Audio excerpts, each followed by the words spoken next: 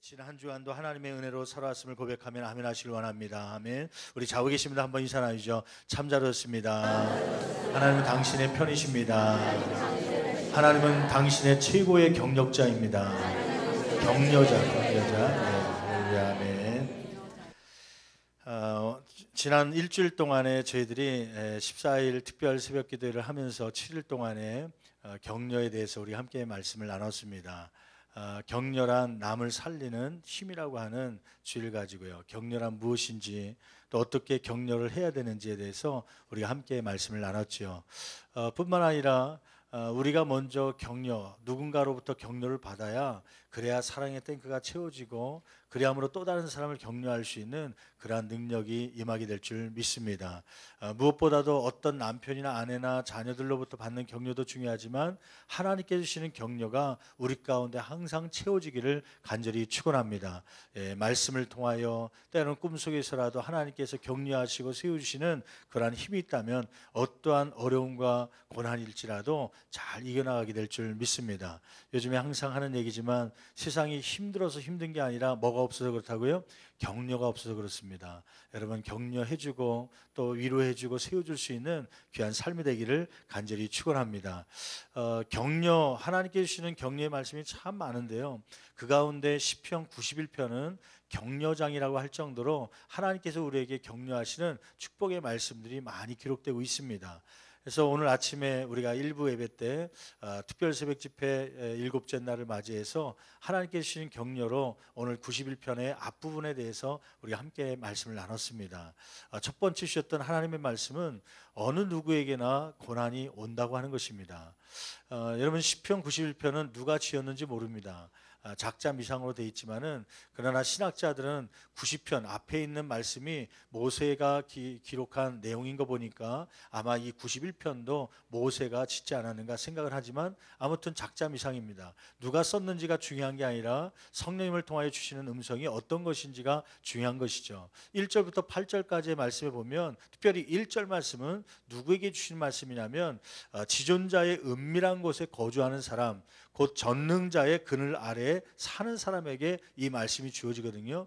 여러분 지존자라고 하는 것은 뭐냐면 지존자라는 말을 많이 듣잖아요. 지존자는 어떤 뜻이냐면 가장 높이 계신 분 그것을 가리켜서 지존자라고 합니다. 저 사람 이 분야의 지존이야. 그러면 가장 높이 가장 탁월한 사람을 얘기하는 거 아닙니까? 여러분 가장 높이 계신 하나님에 대해서 지존자라고 얘기하죠. 영어로는 더 하이스트 가시라고 그러죠. 가장 높이 계신 분 또 그분의 은밀한 곳이라고 하는데요. 은밀한 곳은 어디를 얘기하냐면 지성소를 얘기합니다. 지성소는 아무나 갈 수 있는 게 아니라 대제사장만 들어갈 수 있었던 곳이죠. 모세가 들어갔던 곳이 이러한 지성소입니다. 은밀한 곳이죠.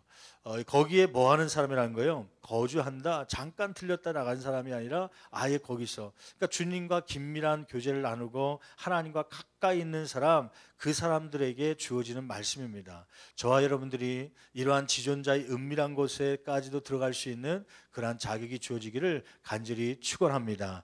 그러한 삶을 살기를 원하는 것이죠. 어떤 말씀을 주시냐면 3절 말씀에 보면요. 이런 말씀이죠. 한번 91편 3절 말씀 우리 같이 한 목소리로 읽어보겠습니다. 이는 그가 너를 새 사냥꾼의 올무에서 어떤 올무에서요? 사냥꾼의 올무에서 그리고 심한 전염병에서 건지실 것이며다. 이 말씀을 들으면서 제가 깨달은 건 뭐냐면 이렇게 지존자의 은밀한 곳에 거주하며 전능자의 그늘 아래 사는 사람조차도 무엇을 만날 수 있다는 거예요? 새 사냥꾼의 올무에 걸릴 수 있다. 새 사냥꾼의 올무는 뭐예요? 새를 잡기 위해서 올무를 해놓은 것인데 우리가 쉽게 얘기하기는 악인의 술책들이요. 우리를 사기치려고 하는 그러한 것에 걸릴 수도 있고요. 때로는 심한 전염병에 들어갈 수 있다는 것이죠. 여러분 지존자의 은밀한 곳 하나님을 섬기고 하나님의 인도함 받는 사람 중에서도 심한 전염병에 걸리기도 하고 때로는 그 이후의 말씀 보니까 5절 말씀 보니까 공포와 낮에 날아드는 화살을 당할 수도 있다고 하는 것이에요. 어떤 분들은 오해할 때가 있죠. 하나님을 이렇게 해서 내가 섬기면 나를 보호해 줄 것이다. 우리 가정을 지켜줄 것이다. 그런데 어느 날 갑자기 열심히 하나님을 섬기고 사명을 감당하는데 질병이 왔습니다. 그러면은 그렇게만 생각했던 사람들은 충격과 시험에 빠질 때가 종종 있습니다. 제가 그랬었거든요. 저는 목회자 가정은 질병이 안 온 줄 알았습니다. 목회자 가정은 하나님께서 누구의 가정보다도 지켜준 줄 알았거든요. 근데 제가 6학년 때 4학년짜리 여동생이 교통사고로 죽으면서 그때 제가 시험에 빠졌었습니다. 몇 년 동안 헤어나지 못했어요. 왜냐하면 그 정의가 무너졌기 때문에 그래요. 목회자 가정은 하나님께 더 지켜줄 줄 알았는데 오히려 이러한 교통사고가 나서 죽기도 하고 병들기도 한다. 그렇다면 뭐하러 내가 목회를 할 것인가? 막 그런 생각이 들 때가 있더라고요. 여러분들도 어쩌면은 하나님을 믿으면 하나님께 헌신하고 하나님께 많이 드리면 그러면 하나님께서 복을 주실 거라 생각했는데 어느 날 가정 안에 문제가 생기고 자녀들이 뭐 잘못된 길로 간다든지 가정 안에 부도가 생기고 뭘 사기 맞기도 하고 그럴 때요. 이런 생각 들지 않겠습니까? 과연 하나님이 살아계신가? 하나님께 나를 지켜주시는가? 여러분 오늘 말씀 가운데 위로받는 건 뭐냐면 이렇게 하나님의 그늘 아래 있는 사람도 이러한 고난을 당할 수 있다는 거예요. 누구든지 다 인생을 살아가면서 고난이 환난이 있을 수 있다는 것이죠. 심지어는 누구에게요? 요한복음 11장 3절 11절 말씀 보니까 하나님께서 사랑하시는 자 나사로에게도 병이 올 수 있고요. 죽을 수도 있다고 하는 것이에요. 예수님께 사람들이 왔죠. 누구냐면 나사로의 누이들이 보낸 사람들입니다. 예수님, 당신이 사랑하는 자 그가 병들었습니다. 누구라고 얘기는 안 했어요. 이름은 나오지 않았는데 예수님은 덴번에 누군지 알았습니다. 내가 사랑하는 사람 나사로가 병들었던 걸 알고 있었어요. 여러분 그 장면을 통해서 예수님께 그토록 사랑하는 사람도 뭐 할 수 있다? 병들 수 있다요. 또 나중에는 11절 말씀에 보면 그가 제자들을 또 예수님의 친구였던 나사로가 병들다가 어디까지 간 거예요? 죽기까지 한 거예요. 사랑하는 사람도 죽더라고요. 예수님께서 친구로 여겼던 사람도 죽을 수 있습니다. 누구에게나 이러한 고난과 고통도 옵니다. 여러분 마태복음 말씀해 보면 마가복음 4장 35절 38절의 말씀해 보면 거기에 예수님께서 명령하신 명령을 따라 순종했던 제자들에게 배를 타고 가는 중에 풍랑이 있는 그래서 고난을 당하는 모습이 기록되고 있죠. 예수님께서 저물 때가 되어서요 우리가 저편으로 건너가자 하고서 배에 오르셨습니다. 사실은 저녁 저물 때가 되면 광풍이 일기 때문에 가지 않는 게 상식입니다. 베드로나 거기에 어부들이 많기 때문에 그 상식이 있어서 예수님 지금은 안 됩니다. 광풍이 불 수 있고 바람이 부니까 저녁에는 위험하니까 내일 아침에 갑시다 할 수도 있었겠죠. 그런데 이 제자들은 자기들 상식이나 경험이 있음에도 불구하고 예수님의 말씀에 순종해서 배를 띄워서 건너편으로 건너가는 중에 그럼 예수님의 말씀에 순종했으면 순탄하게 가야 될 거 아닙니까? 건너편에 잘 도착해야 되는 거 아닙니까? 더군다나 그 배에는 누가 타고 있는 거예요? 예수님이 타고 있으면 풍랑을 만날 이유가 없을 거 아닙니까? 그런데 예수님이 만난 배에도 풍랑이 일었죠. 물결이 그 배 안으로 들어왔습니다. 나중에 보니까 거의 죽게 될 지경까지 가서 이 예수님을 깨우는 제자들의 모습을 보죠. 그 장면을 통해서 우리가 깨닫는 건 뭐예요? 하나님의 말씀에 순종해서 살아가면서도 고난이 올 수 있고요. 고통이 올 수 있다는 거죠. 그런데 여기서 주의할 점이 있어요.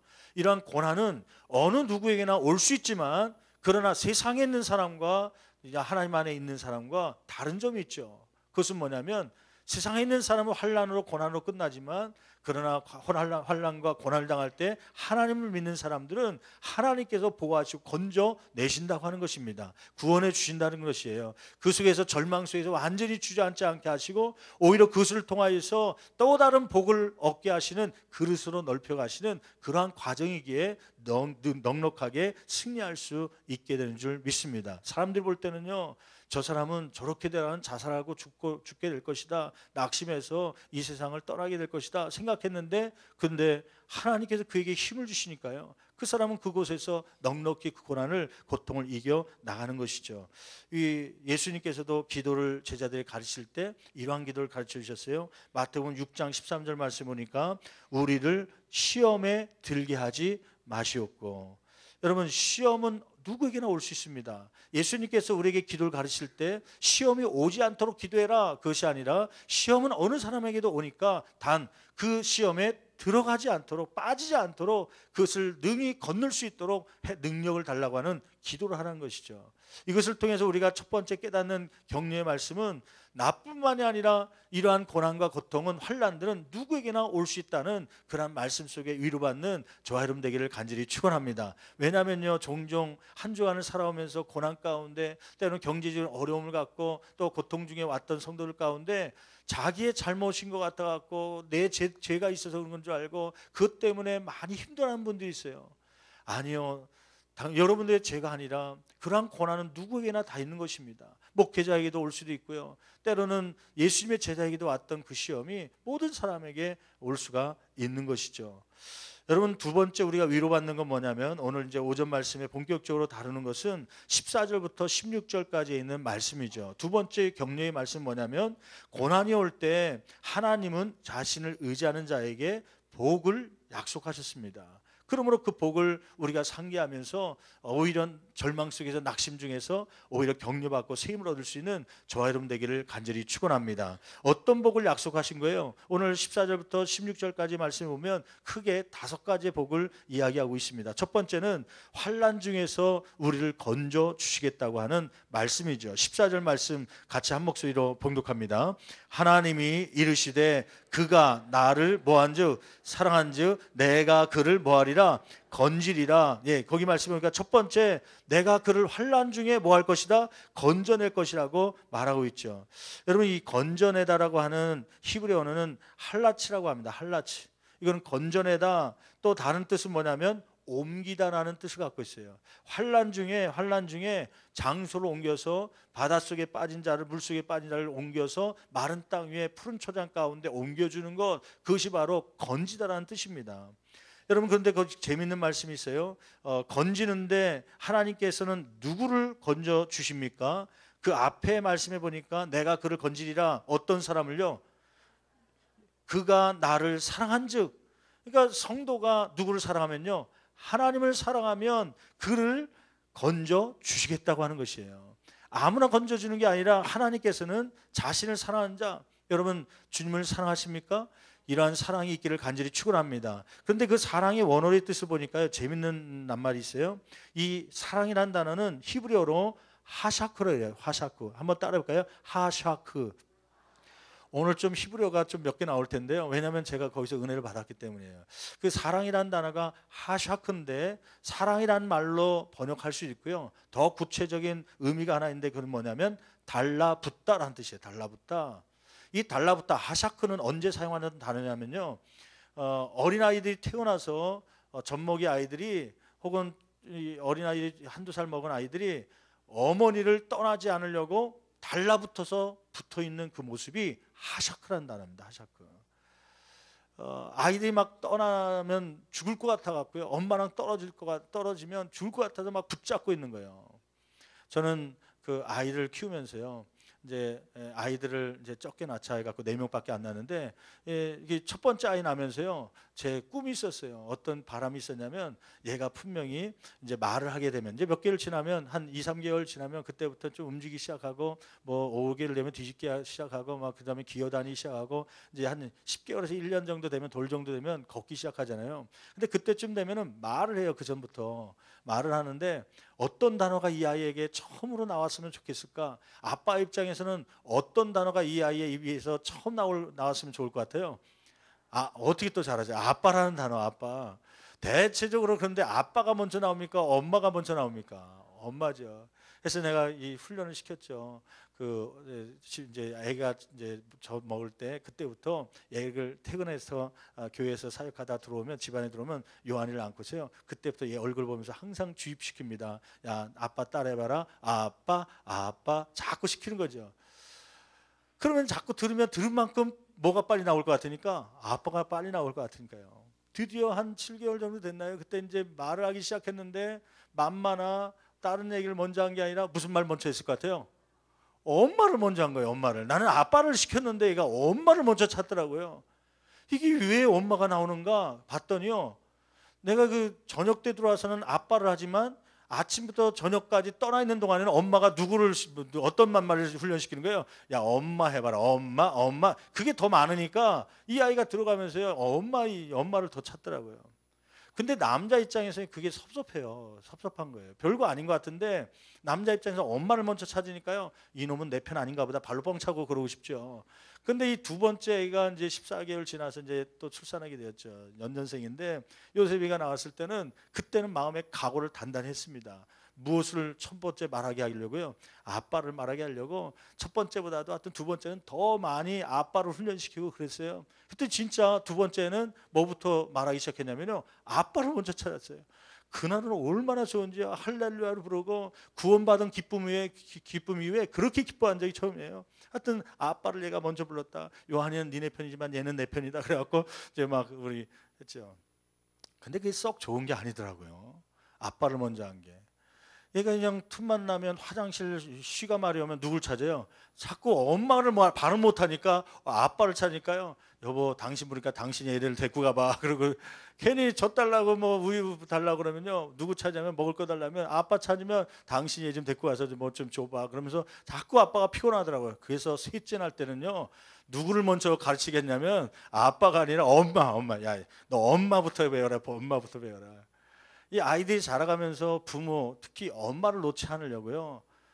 뭔가 떨어지면 뭐 의식도 없는데도 몇 개월밖에 안 된 애들은 엄마랑 품에서 떨어지면 막 으아하고 울기도 하죠. 지난 사지구 때 사지구 그 이불 빨래 하는데 어떤 집사님들하고 이제 점심 때 식사하고 잠깐 시간이 있어서 이제 밑에 쉼터에서 이제 대화를 나누고 있고 이제 빨래가 오기를 기다리고 있는데 대화를 나누던 두 집사님이 어디로 사라졌어요. 어디로 사라졌나 봤더니 저 구석에서 화분 뒤에 숨어 있고 한 명은 저쪽 구석에서 몰래 그 책상 밑으로 숨어가 있고요. 아니 저분들이 빚쟁이가 왔나 왜 저렇게 숨어 있나? 그랬더니 나중에 알고 보니까 그 자녀 중에 하나가 저 영아부실에 유아부실에 유치부실에서 이제 그 부모님들 열심히 사역하라고 선생님들이 케어하고 있었는데 걔가 너무 엄마를 찾으니까요, 울면서 이제 엄마가 선생님이 데리고 나온 거예요. 봐라, 여기 엄마 없으니까 너 들어가서 엄마 기다리면 나중에 올 거니까 한번 네가 직접 목격해봐. 얘는 이제 엄마가 있는데도 안 데리고 간 줄 알고, 물론 있지요, 있는데 이제 안 보여준 거죠. 근데 이제 확인시켜주기 위해서 봐라 그러면서 이제 눈짓으로 빨리 숨으라고 그러고 데리고 나온 거죠. 그러니까 애가 나오니까요 막 숨은 거예요. 애기는 울면서 칭얼칭얼 거리면서 우리 엄마 어딨나 우리 아빠 어딨나 찾는데 있습니까? 숨어 있으니까 안 보이죠. 그래갖고 그냥 몇 번 돌아다니다가 쑥 들어왔네요.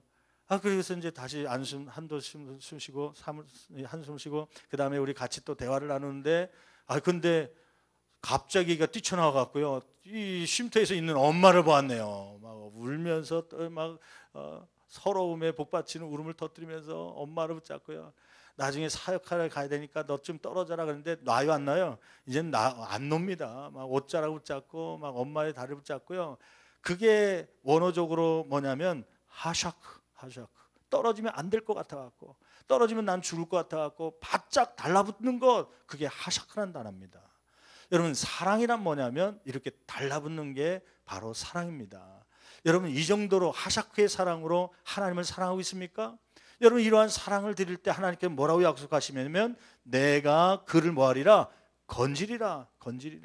건진다는 약속뿐만 아니라 14절 하반절 말씀 보니까 그를 건져낼 뿐만 아니라 어떻게 해주겠다는 거예요? 높여 주시겠다고 약속하죠. 한번 14절 하반절 말씀 같이 한 목소리로 봉독합니다. 건지리라. 그 다음에요, 그가 내 이름을 안즉 내가 그를 뭐하리라? 높이리라. 하나님께서 높여주시겠다는 것이죠. 여러분 한번 생각해 보세요. 물에 빠진 사람을 허우적거리다가 막 기진맥진한 사람을 건져냈죠. 그러면 푸른 초장에 놨습니다. 힘이 다 빠져고 기진맥진하고 누워있는데 그거 놓고 그냥 가면 그 애가 어떻게 되겠습니까? 그거 살 수 있겠습니까? 하나님께서는 건지는 것뿐만 아니라 그를 높이겠다는 원어를 보니까요, 그 원어의 뜻은 뭐냐면 강하게 만들다는 뜻이 있어요. 강하게 만들다.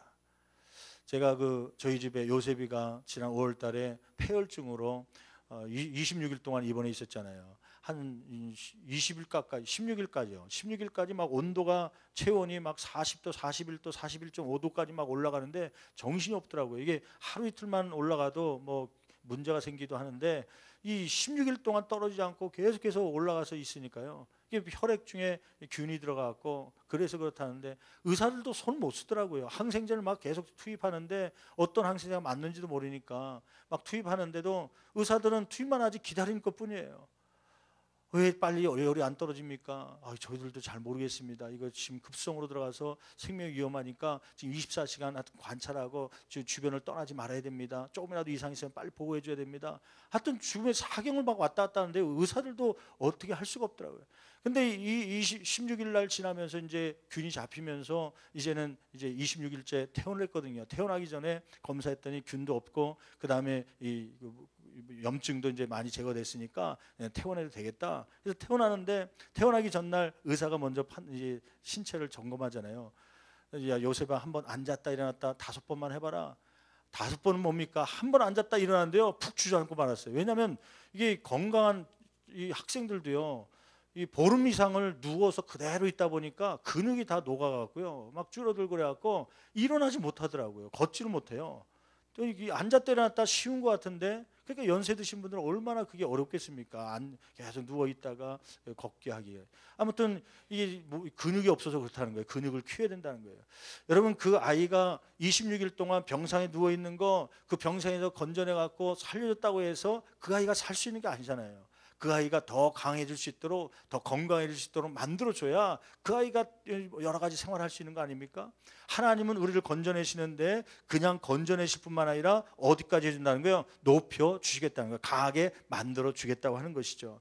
이러한 축복하심이 저와 여러분 가운데 있기를 간절히 축원합니다. 세 번째는 어떠한 우리에게 이러한 고난을 당한 사람 그러나 하나님을 사랑하는 마음으로 있는 자들에게 어떠한 격려를 해주십니까? 너희가 문제 가운데 간구하면 응답해 주시겠다고 말씀하시죠. 15절 말씀 한번 같이 봉독합니다. 15절 상반절 같이 읽겠습니다.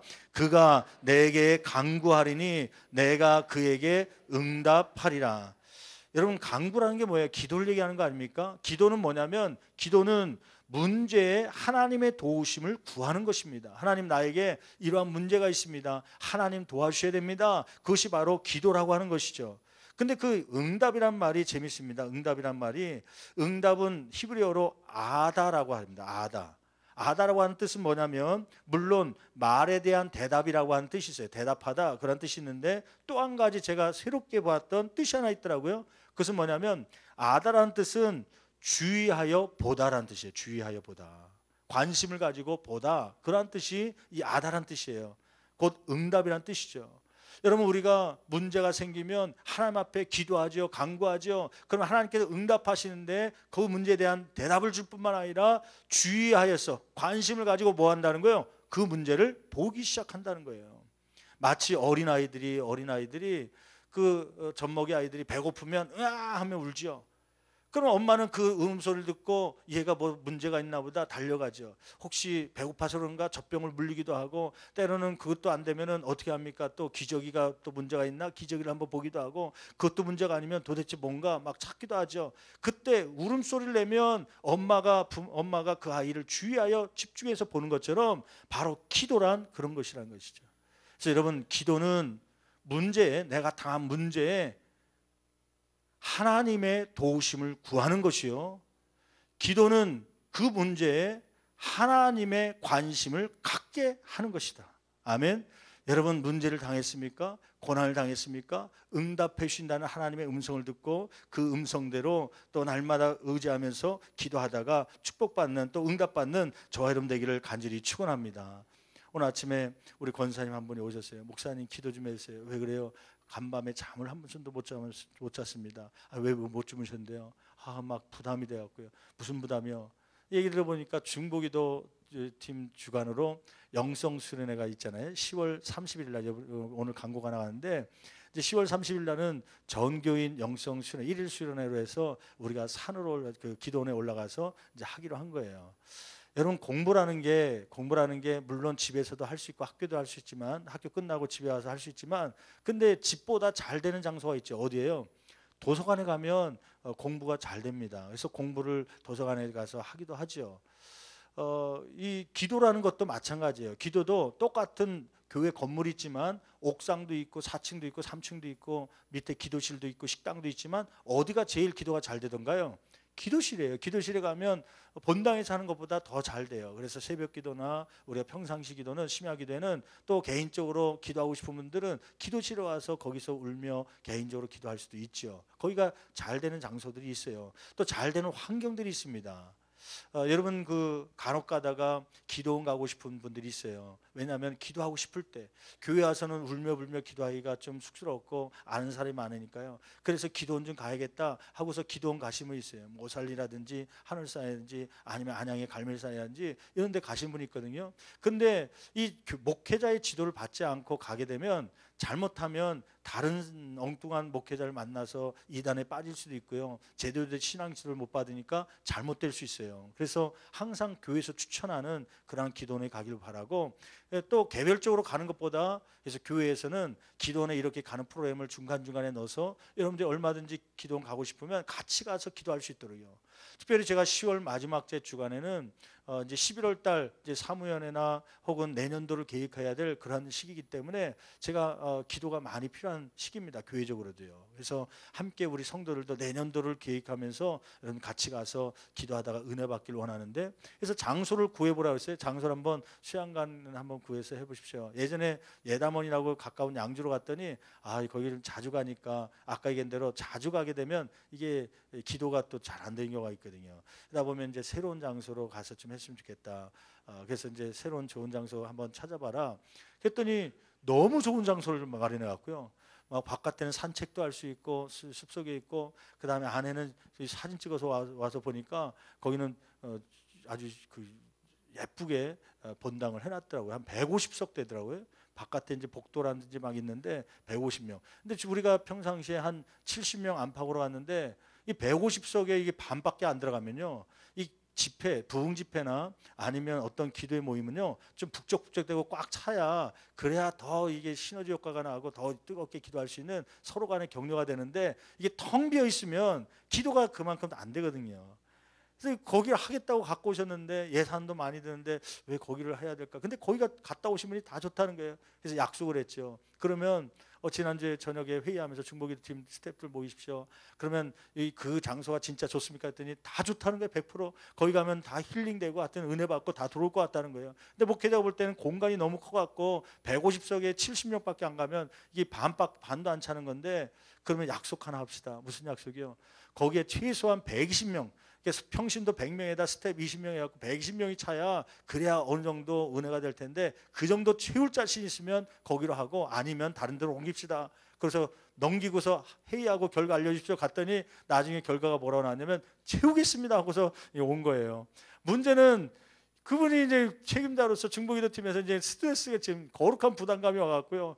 야, 이거 말로는 채우겠다고 했는데 이거 과연 100명 이상이 갈 수 있는가? 그것 때문에 오늘 이제 홍보하고 이제 접수받기로 했는데, 다음 주 또 총동원 주일이고 막 그러면 접수받기가 쉽지 않을 텐데 이거 할 수 있을까 없을까? 막 그것 때문에 밤새 못 주무시고 온 거예요. 못 주무시고 잠이 안 와갖고 목사님 기도 좀 해주세요. 여러분, 그러한 문제, 거룩한 부담감 때문에 내 힘으로 안 될 때 그때 하는 것이 뭐예요? 바로 기도입니다.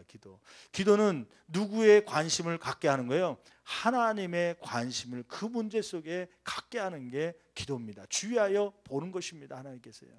여러분, 우리 스태프들도 있고 여러분들 있는데 그 문제를 위해서 뭐 인원이 중요한 건 아니죠. 그러나 그곳에 가서 하나님을 만나고 은혜 받을 수 있도록 기도할 때 하나님께서 나머지는 다 해결해 줄 줄 믿습니다. 여러분, 중요한 사실 있죠. 우리가 하나님을 사랑할 때 하나님께서 건져주시고 높여주시고 응답해 주시겠다는 것이에요. 우리는 어떤 응답을 갖고 있어요. 뭘 해야 될지 막 망설이고 때로는 분주하게 돌아다니는 경우가 있어요. 여러분, 단 한 가지입니다. 누구를 사랑하면요, 하나님을 사랑하면, 그 사랑이라는 단어가 무슨 뜻이라고 했죠? 달라붙어 있기만 하면, 하나님 내가 달라붙겠습니다, 그러한 모습을 표현해 주면 하나님께서 이러한 것을 이루어 주시겠다는 약속인 줄 믿습니다. 네 번째는 어떠한 복을 주시냐면 15절 하반절 말씀에 보니까 함께 해 주시겠다고 약속하지요. 우리 15절 하반절 말씀, 그에게 응답하리라. 그 다음에 계속해서 읽어봅니다.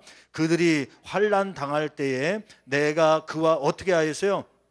함께하여, 한번 동그라미 치볼래요? 함께하여 그를 건지고 영화롭게 하리라. 함께하겠다. 어느 때 함께하겠다는 거예요? 환난 당할 때. 거기도 한번 밑줄 쳐보십시오. 여러분, 사람들은 평안할 때는 함께합니다. 근데 환난을 당하잖아요. 내가 경제적 어려움 당하잖아요. 그 친구들은 다 떠납니다. 심지어 누구도 떠나요? 배우자도 떠나더라고요.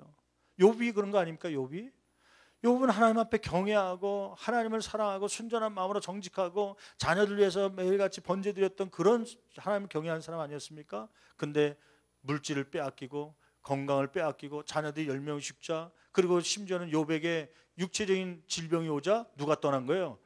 환난 당할 때 함께 해야 될 와이프가 떠나더라고요. 버리고 도망치더라고요. 여러분, 세상에 있는 사람들은요, 평안할 땐 같이 있습니다. 근데 환난 당할 때는 다 떠납니다. 배신을 하죠.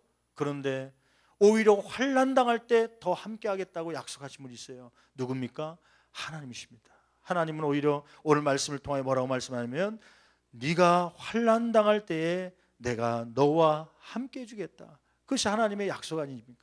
여러분, 이러한 약속 속에 은혜 받을 수 있는 저와 여러분 되기를 간절히 축원합니다. 저는 지난 주간에 목회를 하면서 요즘에 행복한 목회자라는 생각을 해요. 행복하다. 왜냐하면 제 주변에 함께 하려고 하는 분들이 계시다는 생각 때문에, 그래서 그 믿음 때문에 행복하죠. 제가 몇 주 전에 광고에 있었잖아요. 기도하는데 자꾸 춘천에 있는 베델교회, 그 베델교회 그 목사님이 자꾸 생각나더라. 그 교회는 목회자 가정인데, 목회자 이제 젊은 목회자, 저희랑 이제 신학교 때 같이 공부했던, 사모님도 같이 공부했던 분이에요. 같은 신학을 하고 이제 결혼하셔갖고 그래서 이제 목회를 하는데, 어머니가 목사님이셨는데 개척하시고 나이가 많이 드시니까 이제 조그만 10명밖에 안 모이는 교회인데 아드님이 이제 물려받아서 그래서 목회를 하는 거예요. 이 연세 드신 분들이 이제 그동안 20년 30년 목회하다 보니까 그때 은혜 받았던 분들이 다 이제 은퇴 나이가 되고 연세 드신 분만 있죠.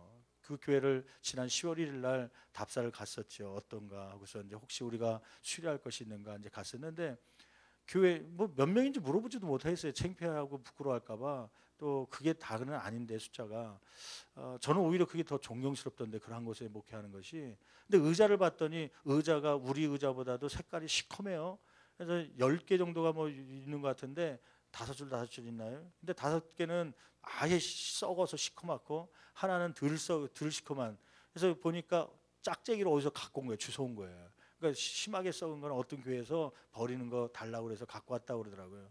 근데 그거 보니까 우리 교회가 의자가 남는 게 지금 교육관에도 있는데, 혹시 5개 혹시 10개 될지 모르겠지만 혹시 필요하면 드릴까? 혹시 이거 필요하세요? 그랬더니 있으면 좋다는 거예요. 근데 조건이 있더라고요. 무슨 조건이냐면 등에 푹신한 게 붙여 있었다는 거예요. 우리 의자는 푹신한 게 붙어 있어요, 없어요? 그 붙어 있는 거예요. 옛날에는 게 없었는데 리모델링 우리 7년 전에 하면서 8년 전에 하면서 그 붙여놓은 거 아닙니까? 이게 푹신한 게 있어요. 왜냐했더니 성도들이 다 연세 드시고 허리가 아파갖고 이게 없으면 딱딱해서 힘들어한다고, 푹신한 게 있는 의자면 대환영이라는 거예요. 그래요. 이제 그걸 보니까 성도들이 젊지 않고 다 연세가 들고, 성경책이 몇 권 꺼져 있는데 그게 개혁, 아직 옛날 성경을 쓰더라고요. 개혁 성경을. 근데 교회 혹시 개혁 성경 쓰던 거 새 거 있으면 좀 갖다 주면 좋겠어요. 이제 우리는 개혁 개정이라 없어서 성도들 가정 속에 혹시 이제 새 좀 쓸만한 거 있으면 주시면 좋을 것 같아요. 거의 한 10권 정도가 꼽혔는데 아마 그 할머니 권사님 집사님들이 보시는 성경인 것 같아요.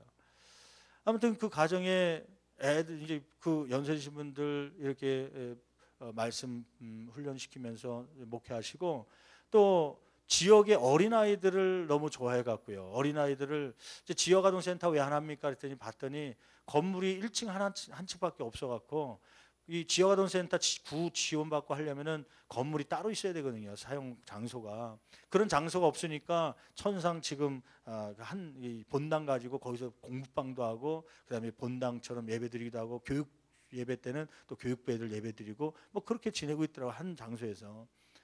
그래서 이제 그게 마음이 아파갖고 이제 말씀을 드렸더니 우리 장로님들이 150만 원을 이제 모아서 이제 지난번에 헌금을 주셨어요. 목사님, 이거 얼마 안 되지만 우리 그 목사님 기도하면서 생각나는 그런 곳에 썼으면 좋겠습니다.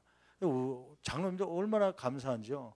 어떤 교회는 목회자가 이거 합시다 그러는데 반대 막 해갖고 데모해갖고 문제가 되는 교회가 많다는데, 이게 사실은 쉽지 않은 건데도 장로님들이 적극적으로 밀어주셔서 얼마나 감사한지요. 근데 이게 답사를 갔다 왔더니 처음엔 종탑 우리가 하려고 갔는데 이 답사를 갔더니 가는데 미리 알아봤죠. 그랬더니 한 뭐 300만 원 넘게 든다 그래서 에이 그러면은 다른 거 목사님 우리가 답사 가려는데 너무 비싼 것 같아서 우리가 150만 원 정도밖에 없으니까 좀 딴 거 없어요? 딴 거 좀 싼 거? 그랬더니 그럼 한번 일단 와서 보시라고 그러더라고요. 가서 봤더니 제일 급한 게 있는데 이 1층 본당으로 들어가는 현관문인데 그게 이제 좀 높아갖고 계단이 있어서 그 현관문인데 현관문 앞에만 지붕이 조그맣게 있고요. 나머지 계단은 다 이제 노출되어 있는 거예요, 바깥으로. 그러다 보니까 그 계단이나 이 현관문 앞에도 타일로 되어 있습니다. 타일, 일반 타일로. 그러니까 비가 오고 물이 묻으면요. 미끄럼 자빠져 갖고 막 머리가 깨지고 할머니들이 부러지고 막 그런다는 거예요. 그래서 이게 몇 번 사고 나갖고 목사님이 기술도 없으면서 곡괭이 가지고 삽 가지고 망치 가지고 막 그 타일을 막 조각 냈어요. 조각 내갖고 막 흠집을 내갖고 미끄러지지 않도록 그걸 갈 생각을 해야 되는데 갈 돈도 없으니까 일단은 상처를 내갖고 미끄러지지 않도록. 근데 지금 당장 가을이 지나면 뭐가 와요? 이제 겨울이 오면서 눈이 내리면 거기가 완전히 빙판돼 갖고 계단이 올라오지 못한다는 거예요. 힘이 없는데 옆에 발을 붙잡고 올라오는데 너무 미끄러 갖고 이 지붕만이라도 좀 해주면 좋겠습니다. 그런 얘기 하더라고요. 그 얼마 정도 되는가 했더니 뭐 한 100만 원, 200만 원 된다고 그래 재료비만. 근데 또 같이 갔던 권사님들이 쭉 보더니 목사님 저 종탑 불도 안 들어오고 있고 너무 낡아갖고 저거 마음에 걸려갖고요. 목사님 기왕이면 다 해주면 어떻겠습니까? 국민의 마음이 갑자기 다 들어갔고요. 다 해줄 것처럼 또 하고 온 것 같아요. 그러니까 그 목사님도 두 개 이 종탑하고 그 문제를 해결해 줄 것이다 생각하고 지금 기대하고 있는 것 같아요. 안 된다는 얘기도 못 하겠고. 그럼 얼마인지 한번 견적을 내보십시오. 했더니 지난주에 갖고 왔는데 재료비만 한 500만 원 정도 든다고 그래요. 지금 150만 원 갖고는 턱도 없잖아요. 아니 제 요즘에 기도 제목이 그 기도 제목이 하나님 이거 목회자가 지금에 와서 이거 성도들은 다 해줍시다 하는데 목회자는 안 됩니다. 돈 없으니까 요것만 합시다. 그럴 수도 없는 거고. 아니 하자는데 또 그 교회에서도 해주길 원하는 것 같은데 두 개가 다 필요한 것 같은데 하나님 이거 주님께서 채워줘야 되는 거 아닙니까? 고민이 기도 제목이에요. 근데 감사하게 지난 주일날 우리 그 태국 단기 선교팀이 결산을 보면서 100만 원씩 회비를 냈었거든요. 개인 회비를 내고 그 이제 개인 그 공동 경비를 쓰고 나서 항공료랑 이제 다 숙박비랑 다 빼고서 전체 부스러기를 모아 보니까 한 70만 원 남았대네. 70만 원 어떻게 할까 세이는데 그 팀에서 아유 그리 기왕이면 이번에 농어촌 선교 우리 장로님들이 헌금했다는데 우리도 같이 도와서 거의 70만 원 그냥 다 헌금합시다 해서 다 드렸대네요. 얼마나 감사합니까? 태국 선교팀들이 자기 돈들 그냥 5만 원씩 되돌려 받아도 되는데 그걸 헌금했다. 감사. 그래서 150만 원에다가 70만 원 플러스 하니까 얼마예요? 220만 원이에요. 또 그런 때는 또 계산 잘하시네요. 하나님 500만 원 드는데 220만 원 이거 50%도 안 돼갖고 이거 어떻게 합니까? 그저께 한 분이 오셨어요. 목사님, 저기 누가 아무개 알지 않았습니까? 예, 아는데요. 지금 이제 개인적인 문제 때문에 교회 이제 직장 문제 때문에 이제 이전을 하셨는데 그 분이 갑자기 오셔갖고 교회에 필요한 곳 있으면 써주십시오 하고서 100만 원 헌금하고 갔다는 거예요. 그래서 그 사정을 얘기했대요. 교회 지금 목사님이 농어촌 그쪽에 자금이 부족해갖고 그 때문에 요즘 기도하고 있는데 거기 그러면 써도 될까요? 했더니 그분이 아우 그러면 거기 당연히 써도 된다고 거기 쓰시라고 하면서 헌금해 놓고 가셨대요. 아니, 갑자기 하나님께서 천사를 또 보내셔서 100만 원을 또 채우셨네. 그래서 지금 총 얼마예요? 계산 좀 잘하고 계세요 지금.